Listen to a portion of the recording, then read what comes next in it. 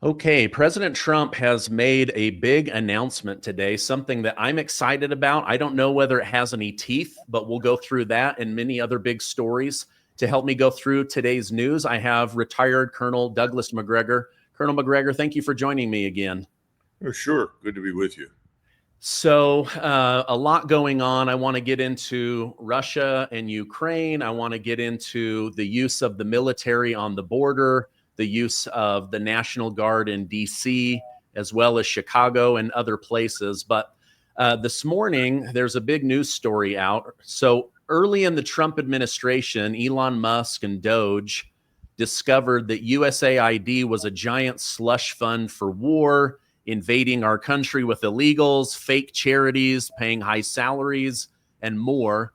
One thing that Elon Musk discovered was that George Soros was not using his billions as a philanthropist. He was actually pressuring Congress to give billions of dollars in taxpayer money.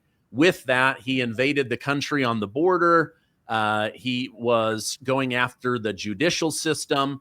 Now, President Trump is calling for him to be investigated with a potential RICO case against him. What are your thoughts on everything that George Soros has done with USAID, our country, and then President Trump calling for him to be investigated? Well, Stephen, I find it entertaining that somebody like Musk says he discovered this because most of us that have been watching this over the last 30 years know exactly what Soros has been about.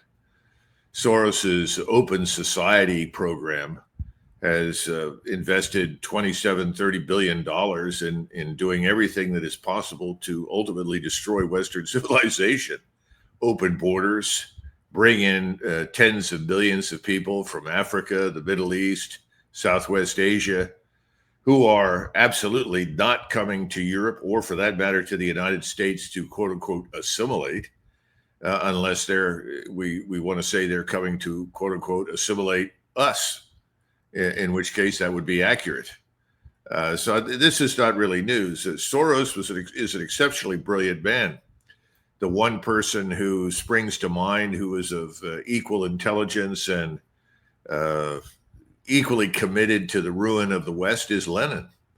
I think Soros is simply a Bolshevik in the sincerest sense of the word, someone with whom Trotsky, Zinoviev, Radek, a whole host of people that were at the genesis or the birth of the Bolshevik Revolution and Soviet communism would have been quite comfortable. Of course, the nice thing about George Soros is that he would have brought them, lots of money, which they received, obviously, from banks in New York City and the city of London. But this man is certainly better equipped to fund programs designed to undermine us than perhaps anybody else in human history. So I don't think there's any real news. The good news is that Trump is now discovering what Vladimir Putin, Viktor Orban, and a host of other people in Europe have long known. This man is the enemy.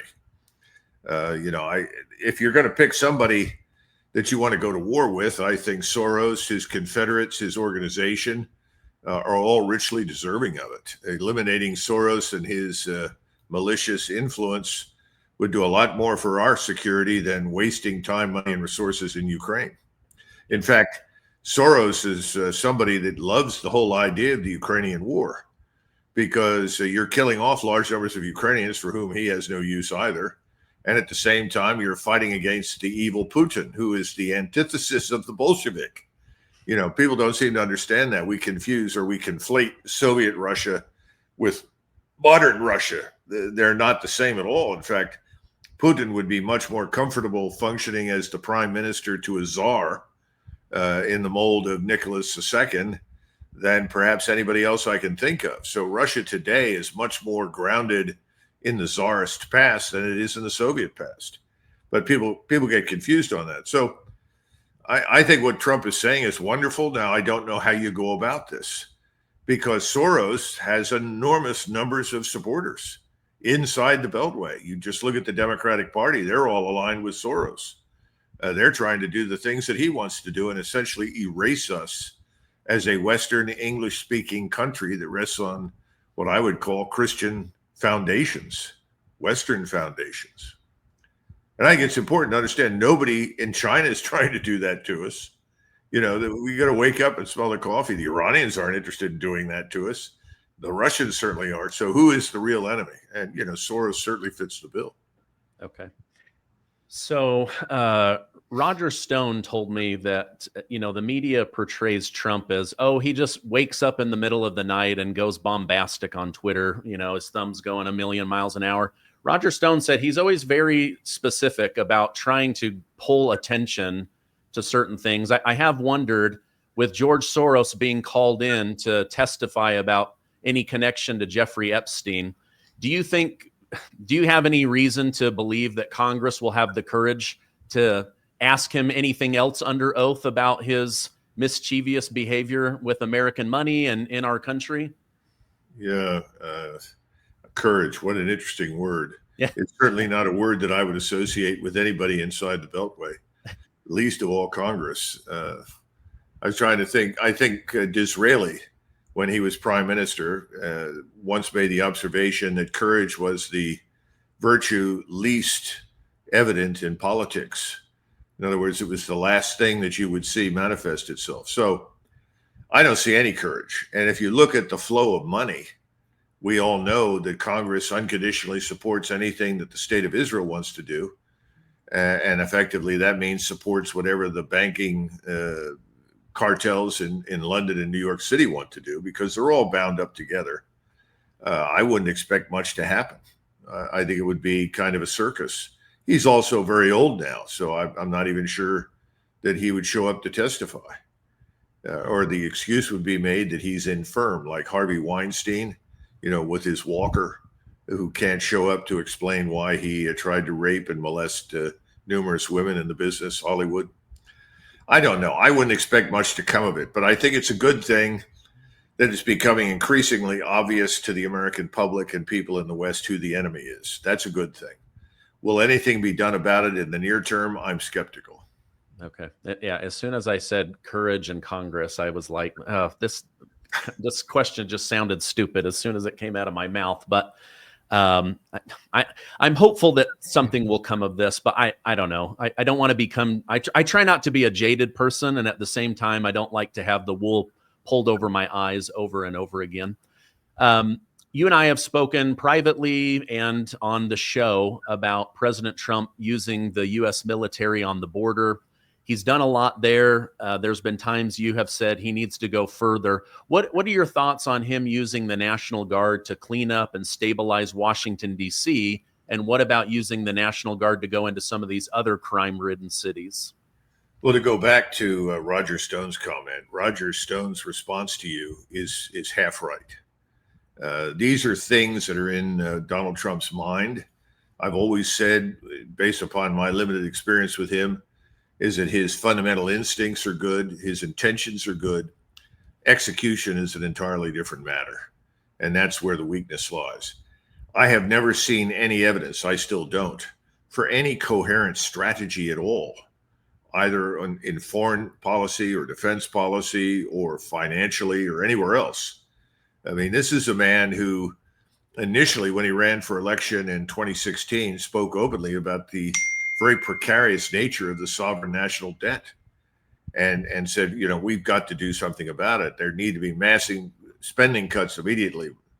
Very, very quickly thereafter, he was cloistered by his biggest donors and said, you can't talk about that.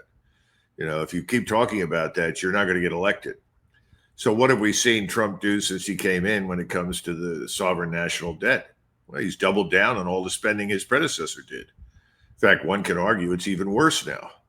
And we know that we've got over $1 trillion a year that we've got to pay to try and cope with this enormous sovereign national debt.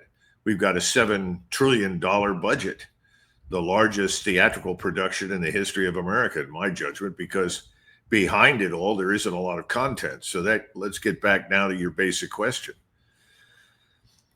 America's cities are in ruins. If you just look at the top 10 cities, all of which are over 1 million, there has been a dramatic change over the last 30 plus years. If you go back to 1990, go back further, go back to 1965. And what you find is that today, all of these cities are majority non-white.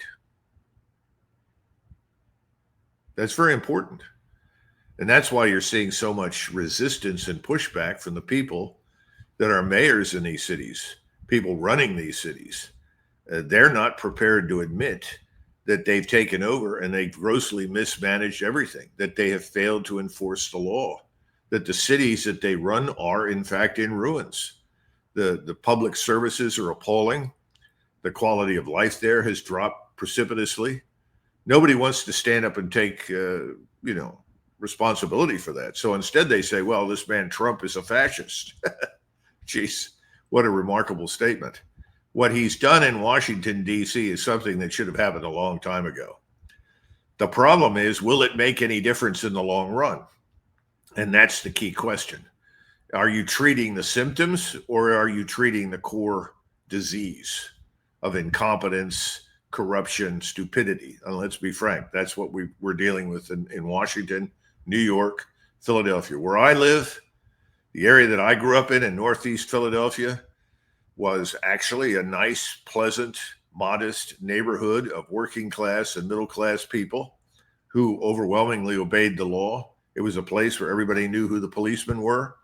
It was a place where everybody knew everybody. It was one of these neighborhoods where if I went down the street at the age of 10 and threw a baseball and it broke a window, and then we all ran away. By the time I got home, everybody had called my mother. You know what I mean? This was the America before 1965. Between 65 and 70, everything changed demographically. And then suddenly with the demographic change came enormous criminality, drugs, prostitution, go on and on and on. Now, that doesn't suggest that there was always perfection. There was this thing called organized crime, but it was suppressed. It was modest compared with what happens after 1970 in most of the big cities, and mine in particular in Philadelphia. So what have you got? You've got an enormous problem. You have a cultural, racial, economic, financial divide. And anything you do from the outside to fix anything is going to be repudiated as both unnecessary or immoral or disastrous. But in fact, what's happened in Washington is a good thing. And I remember in 2003, picking up a newspaper and reading an article in the Washington Post where a woman who happened to be black, and she was, I think, in her 60s or 70s, they asked her, what do you think about the commitment of U.S. forces to Iraq? And she said, well, I wish they'd come and occupy my neighborhood and get rid of all the drug dealers and criminals and pimps and so forth in my neighborhood. That was 2003. She was right. So I think what President Trump has tried to do is correct. The question is, what's the end goal? What's the strategy to get us to something better?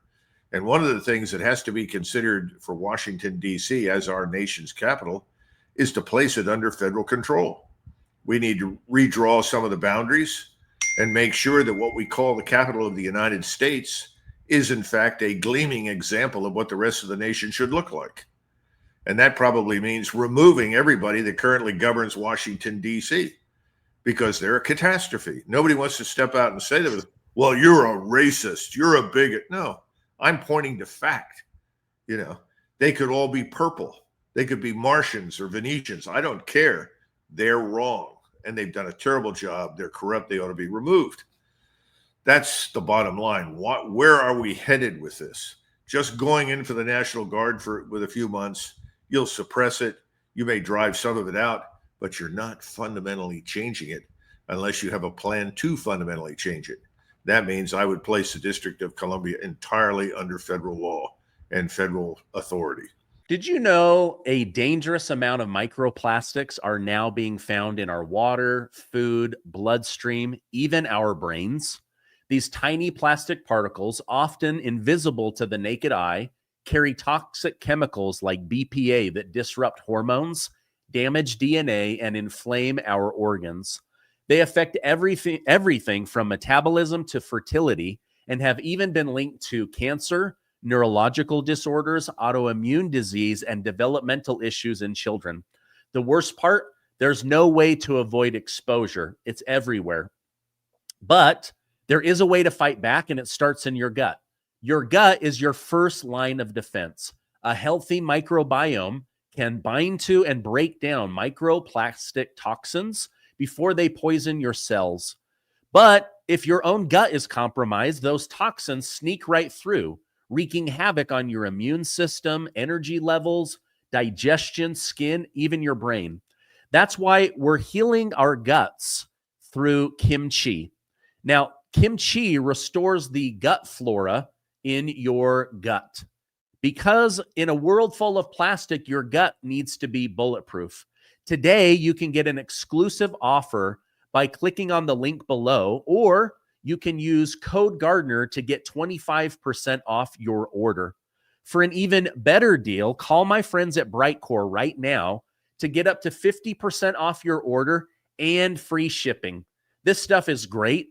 It's been awesome for my gut, my bowels, my digestion, bowel movements. It's been awesome. And why save 25% when you can save up to 50% and get free shipping? Again, give them a call at 888-908-4425. Now, what do you do about the rest of the country? Because President Trump rightly raised Chicago. And I could not help but laugh to listen to Governor Pritzker say, oh, well, Chicago is a wonderful city. We don't need this. You don't need it? What's the murder rate in Chicago? The real one. It's astonishing. It's awful. I mean, how long does this have to go on? Well, I guess it has to go on in perpetuity. No one wants to arrest it and stop it. That's different. That's a different kettle of fish. First of all, the words martial law do not exist in the Constitution. So the president has no authority to declare martial law anywhere. During World War II, there was only one area of the United States geographically that was under martial law. That was not declared by President Roosevelt. It was declared by the commander of the Pacific Fleet in Hawaii. And Hawaii remained under martial law as a result of the four-star admiral's dictation until the end of the war. So where do you go from here? Then you have the Insurrection Act. Well, the Insurrection Act is a powerful device that the president can use to suppress, obviously, anti-governmental tendencies. In other words, people that are determined to overthrow the government. He could have invoked that back in 2020 against BLM, Antifa, and so forth. He didn't do it. So what are the legal justifications? And, Congress that largely ignores the Constitution is very quick to invoke the Constitution if it obstructs something they don't like. So I don't know what the larger strategy is for the nation, that we need to have one, because if you think going into Washington is enough, it's not. We have a huge problem in this country. We have to address it. Now, the border looks great. I was down there, and if you go between the legal ports of entry, it's very quiet. Very few people are coming across. Most that do are picked up, not all. The sheriffs are very happy because that's where they're focused. The problem is the legal ports of entry. And there you're competing with the money that the drug cartels can pay the people who are customs officers and the police that are on duty there, which is one of the reasons that I urged early on. I wrote a potential executive order in 2016, and it was ignored until June or July of 2017 by the Trump administration, and thereafter went nowhere. But it said, you need to bring the military on. Why? Well, those ports of entry, you've got to get rid of everybody who's there. They're all getting an extra 30 or 40,000 in cash a month. At least that's what I'm told by the border police, to let everything through.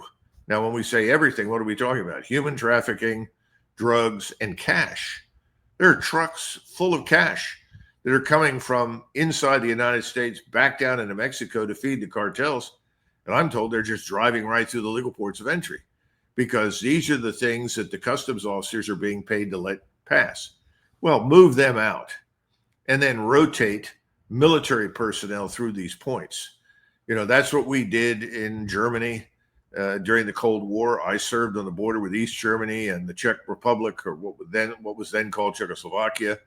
We had German customs, German border police, and then we had the U.S. military. We all cooperated seamlessly. We got along very, very well. We were kept informed of things in real time. We picked up some illegal border crossers. In most cases, those people were simply trying to escape communism, obviously. And we actually when I say we captured them, we apprehended them and then protected them because people on the other side of the border were trying to kill them. Now, there were, however, especially on the Czech border, which was not heavily mined and heavily guarded the way the East German one was, there was a lot of smuggling, a lot of illegal crossing back and forth for illicit purposes. Sometimes we were warned off from being at a specific point because they had a trap set, they ambushed criminals and brought them to justice. And sometimes we were alerted to go to a particular area so that we could be seen as a deterrent. So we've done this before. We have much better surveillance equipment today, much better intelligence. And I point to something routinely. It's called JATF South, Joint Interagency South Task Force. It operates out of Key West.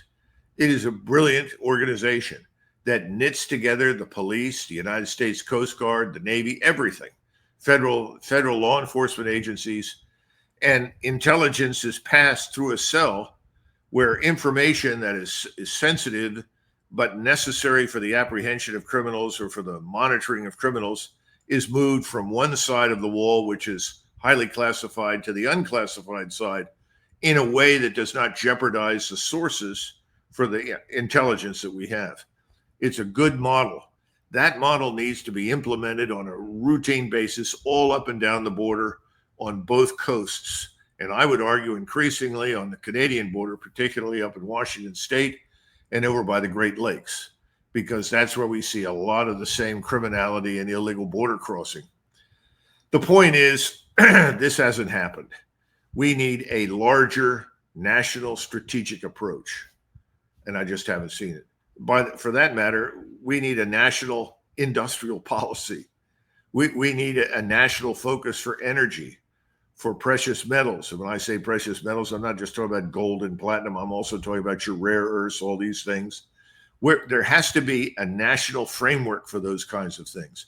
I'm not talking about getting the government into the private sector. We don't want to do that. What I'm talking about is guiding investment, guiding support, so that the right things emerge, because energy, agriculture, and metals, those things are the foundation of national power. I still see no national strategy to deal with that.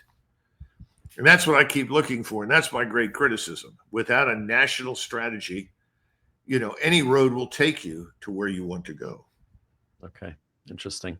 Let me, I'm going to play a clip here. This is Congressman Jamie Raskin over on CNN. This guy's a total weasel. But let's listen to what he had to say, and then I'll ask a couple of questions of you. Let me pull this up. Here we go. It cuts against the deepest principles of the country. I mean, we were founded in opposition to a standing army, with a fear of a standing army. And the military is not supposed to be used for ordinary law enforcement purposes. In DC, he was talking about cleaning up the graffiti and, dealing with the blight of homelessness, which are obviously local, not federal issues. And he's trying to militarize our society, intimidate his political opponents. The whole idea of picking cities based on their partisan leadership is absurd. I mean, there are lots of Republican cities and towns struggling with crime. Everybody is across the country. Always, crime has always been part of our history.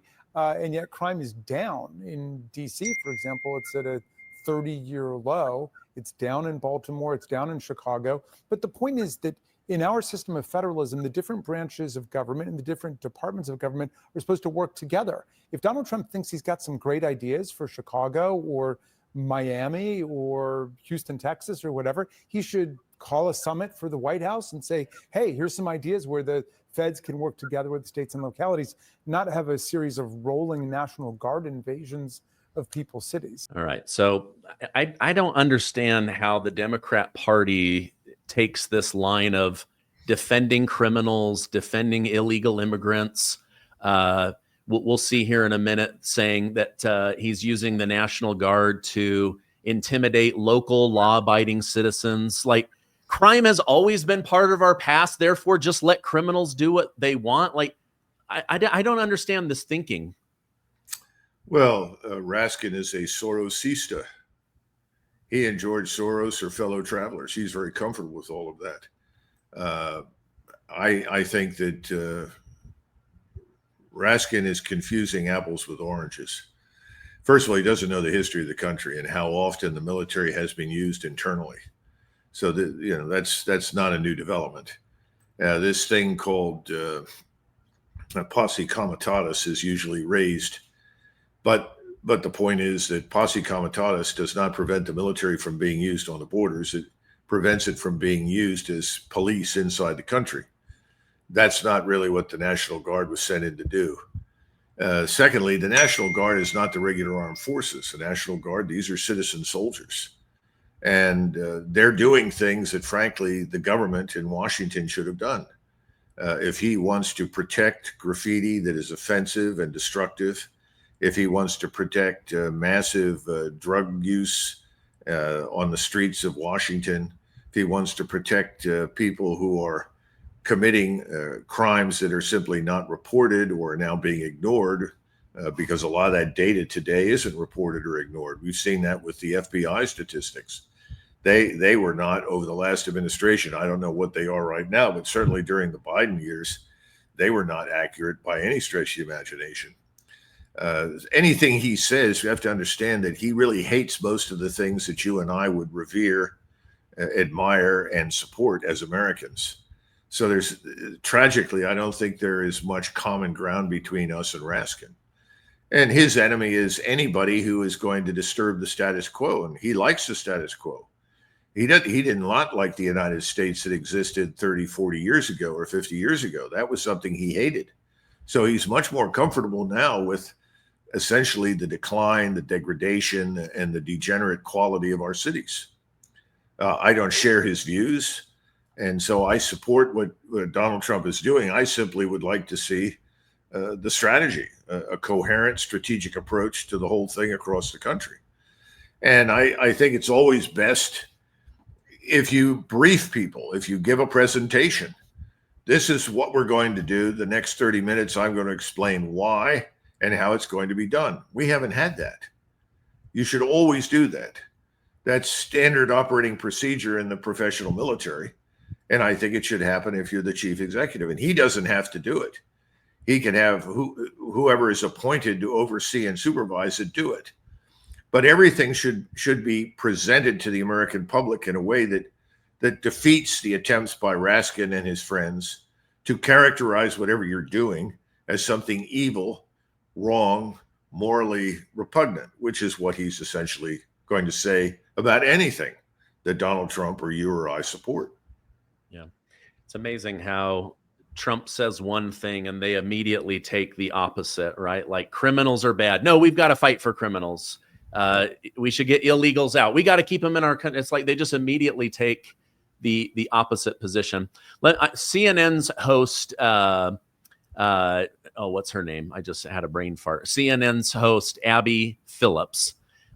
She was on last night sparring with Scott Jennings, saying that the National Guard is being used to intimidate innocent people. Let me show you this, and then we'll react to it. Also because the military serves a role to protect Americans, not to be used against Americans. Exactly. You keep saying used against Americans. What kind of Americans do you mean? The ones that are murdering us, carjacking us, raping us, terrorizing our cities? I mean, you're saying like he's creating an actual war against American citizens when what he's actually creating is a war against criminals. And by the way, illegal aliens who they are rounding up by the bucket load. I want to let Ellie speak, but I mean, look, I'm not saying he's creating a war against American citizens, but I also think that, first of all, when you have, large amounts of armed military personnel on the streets, they're going to encounter a lot of Americans who've done nothing wrong.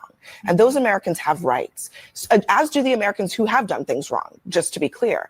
But Americans who have done nothing wrong will get caught up and have gotten caught up in this. I don't know what this lady's talking about, like being used against the American people. I love who he's like what people? Criminals? Like I don't come out of a Utah Jazz game or the symphony or the movies and the police are just immediately there to get me for doing nothing, instigating nothing. Like I'm watching all of these TikToks of people in Chicago, mostly black people, saying, please come. We need your help. Our city's overrun. In Washington, D.C., they were out shaking hands with the National Guard after this big event let out. They said normally we have to like run to our cars. We were actually hanging out, seeing the beauty of Washington, D.C. So I don't understand what this lady means when she says they're being used, they're being weaponized against innocent Americans. Is it just propaganda?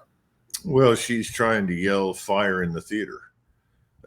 And she figures if I yell fire in the theater, people will believe there's a fire and everyone will rush for the exits. That's all. She's full of hatred for Donald Trump and everything that Donald Trump represents and stands for. I'm surprised that she didn't try to pull the race card and say this is harming black people. But as you point out, what are you hearing from black people in Chicago, black people in Philadelphia, black people in other places? Bring on the military. It's the only way to deal with these criminals. The police can't handle it. The same thing on the border. I wish that we would have 30 or 40,000 troops and really, really organize the border effectively, take over the whole thing. Doesn't have to be permanent, but for some period of time, and create a new status quo on the border before you turn it back over entirely to civilian control. The border police would welcome that. They're outgunned in many cases. They'll tell you that flat out. The border police are actually a pretty professional bunch. I've had very good experience with them. They've tried very hard to work with the National Guard in Texas, Arizona, and California, as well as the regular military on occasion. This is not as it's being portrayed by her. And our armed forces are not some sort of instrument of authoritarianism by any stretch of the imagination, especially the National Guard. I've been very pleased and impressed with the performance of the National Guard. They've handled themselves very, very well. I don't see any evidence that they're walking up to everybody and anybody on the streets, frisking everybody, having them stand up against the wall, taking their pictures, cuffing them. Come on, this is crazy nonsense. That's not what's happening. And if she doesn't want them to erase the graffiti, then what should we do? Bring prisoners out of the local penitentiary and put them to work to cleaning up the streets and erasing all the graffiti? I don't know what she wants to do, but it ought to be erased. I don't see anything positive about graffiti. All of this is perceived by people that come from overseas and visit our country as evidence for our disintegration, our decline. New York City used to be one of the top target destinations in the world. So is San Francisco. So is San Diego. So is Los Angeles. Not anymore. People are afraid to go there. So tourism is way down. How many billions of dollars does that cost us? Because we can't effectively enforce our laws and protect not only our citizens, but people who are here to visit our country from other places. This never comes up, but it needs to come up. Again, this woman is, as I said before, she doesn't like what's happening, so she's yelling fire in the theater and hopes everybody runs for the exit. No thanks. Yeah.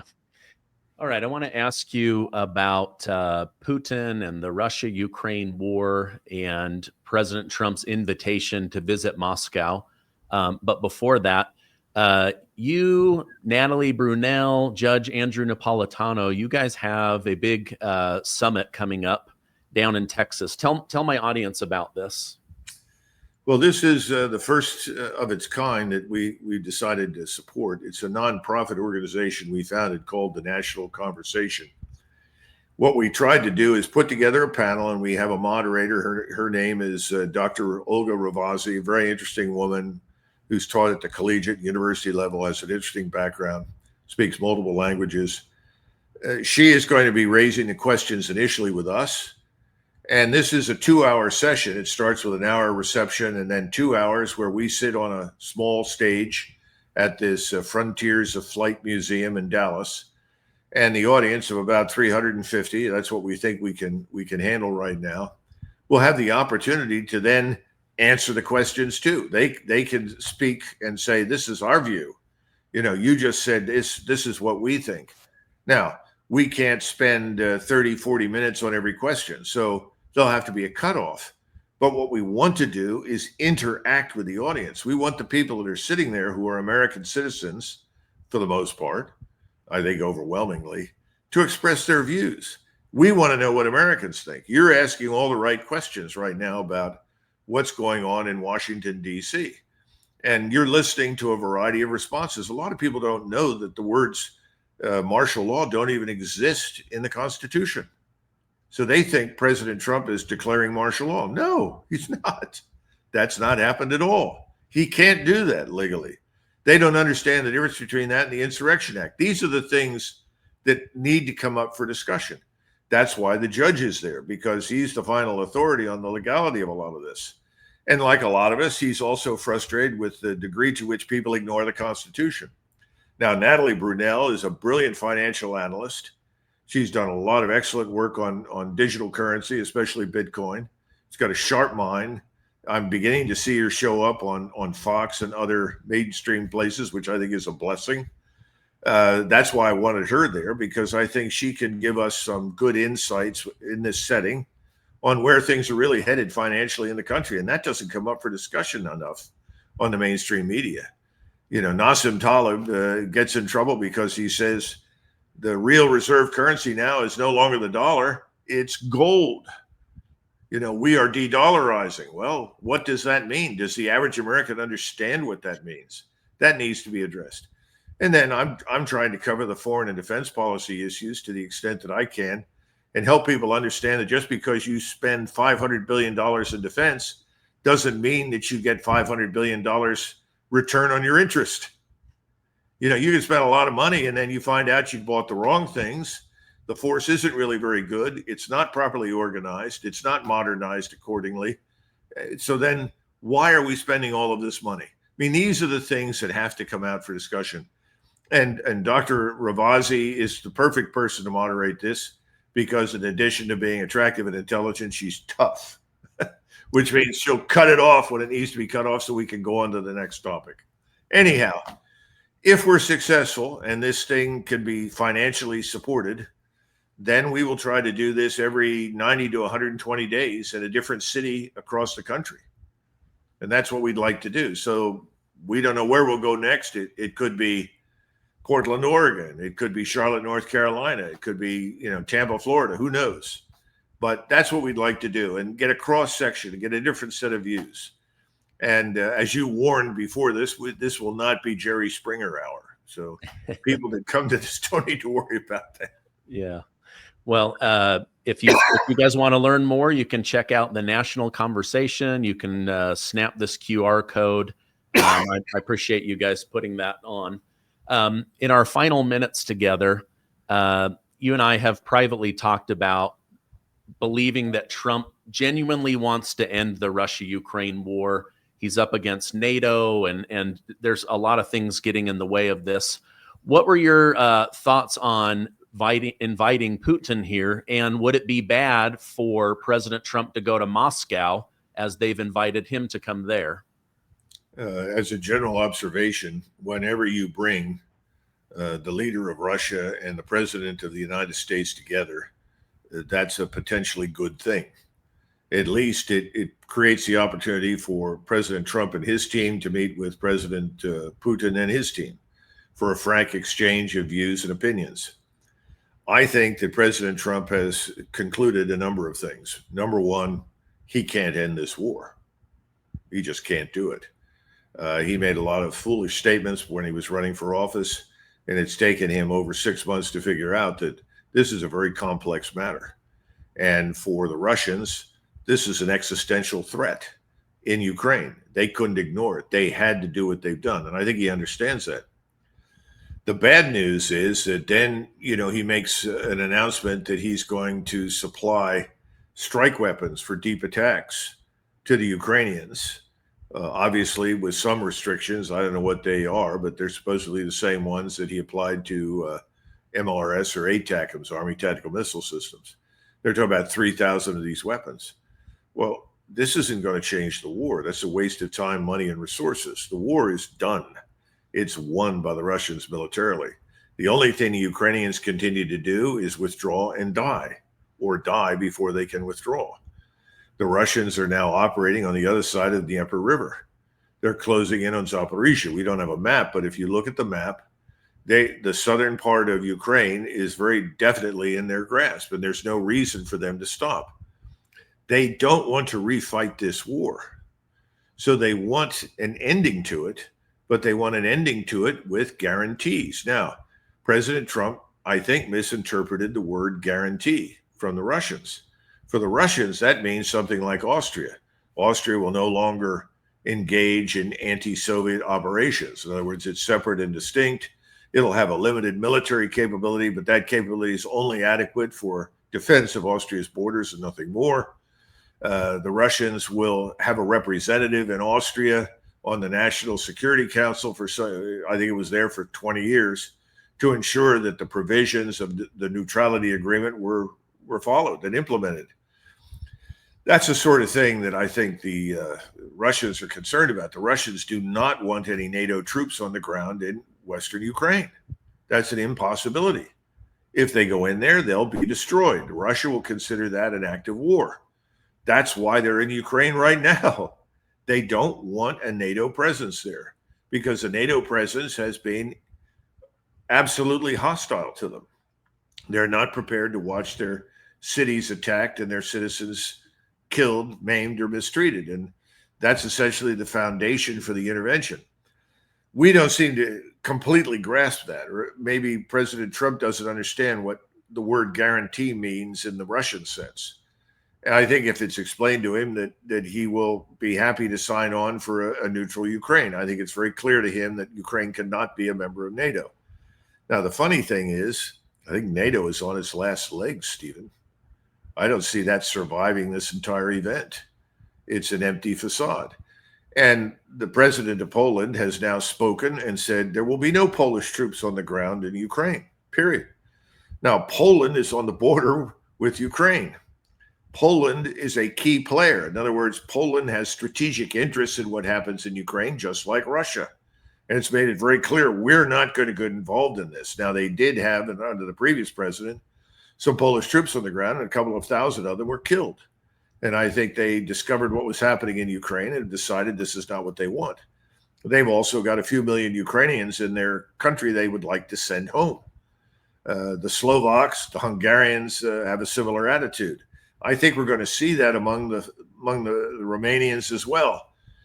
These are people that live next door to Ukraine and close to Russia. They want peace. They want an outcome that makes sense. Ukrainian neutrality can exist if it guarantees their security interests. And that's the architecture that the Russians have been talking about. Let's come up with an architecture, not just to provide reassurances for the legitimate security interests of Russia, but for everybody. Everyone should be able to live in Europe in a secure environment. And that's what Starmer in London, Macron in Paris, and our friend Merz in Berlin have been fighting against. They seem to want to keep this misery going. And I think it's because these are globalists who have lost the big fight. And they have to desperately cling to whatever they can to keep this war going, because at some point they're going to have to admit, first of all, Russia doesn't want to conquer Europe, never did. Number two, Russia doesn't threaten us. There's no justification for this hostility to Russia. And number three, we lied to you about that and everything else. And the real problem in these countries is not Russia. It's millions of people in Great Britain, in France, in Germany, Italy, that the people that live in those countries don't want. You know, there was a massive demonstration recently in Vienna.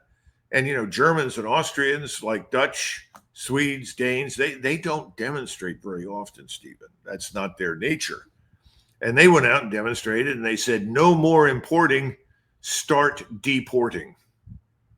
Now I think that is really what people in Europe want. They want control of their countries back. They want their country, their culture, their way of life, their identities as people to survive. That's all. And that's what Macron and Starmer and Merz have been fighting. So in order to fight that, you create this illusion that Russia is this dangerous entity. Remember, when the Russians first went into Ukraine, everybody said, well, this will be a disaster for Russia. The army's too small, they're incompetent, and don't know what they're doing. Well, they were half right. The army was too small. And when it became clear there would be no peace agreement, thanks to Bojo the Clown, who flew into Kiev in April and said, no, you stick with us in NATO, and President Biden, everybody promises you everything you want. You can't lose. You have the most powerful alliance in the world behind you. And so here we are, 1.7 to 1.8 million dead Ukrainian soldiers later. It's a catastrophe. It needs to end. Ukraine will never be in NATO. That's clear. So what are you going to do about it? And I think President Trump, was recently talking to Orban in Poland or in Hungary. And he, Vance has met with Aliza Weidel, the leader of the Alternative for Germany. And I think it's pretty clear to them that the future is not the past. In other words, there's a new future for Europe. And as far as NATO is concerned, I know that from the very first time that I met and talked with President Trump at any length, his view was always that the Europeans should be their own first responders. And, he actually asked me point blank, he said, when do you think the Germans are going to do what's necessary for their own defense? And I said, sir, when we leave. And that's true. It's 80 years since the end of the Second World War. What are we doing? This is insane. And the neocons will insist, and the globalists, oh, no, we're there to preserve peace. And, we're doing one hell of a job. Every time we turn around, we cultivate a new war, a new conflict. We try to break up and destroy Europe in any way we can. It's got to end. There are problems down in the Balkans right now. We've also meddled in Azerbaijan and Armenia. All of these things are coming home to roost. It's not good. Wow. I don't think Trump has done any of it. I think it's out of control. I think it's on autopilot. And that's the biggest problem he's got, because if you look at what was happening under Biden, you look at what's been going on under Trump, what's changed? Yeah. Well, you just provoked like 10 more questions in my mind, but I want to be respectful of your time. I'll try to write them down and ask them next time we have you on. Thank you so much for coming on. If anybody wants to go and be a part of this in-person event, check it out. You can check out the National Conversation. I'll put direct links to your X and the new group's X so that people can find that. Colonel McGregor, thank you for coming on. I hope you have a great rest of your day. Thanks, Steve. I appreciate it.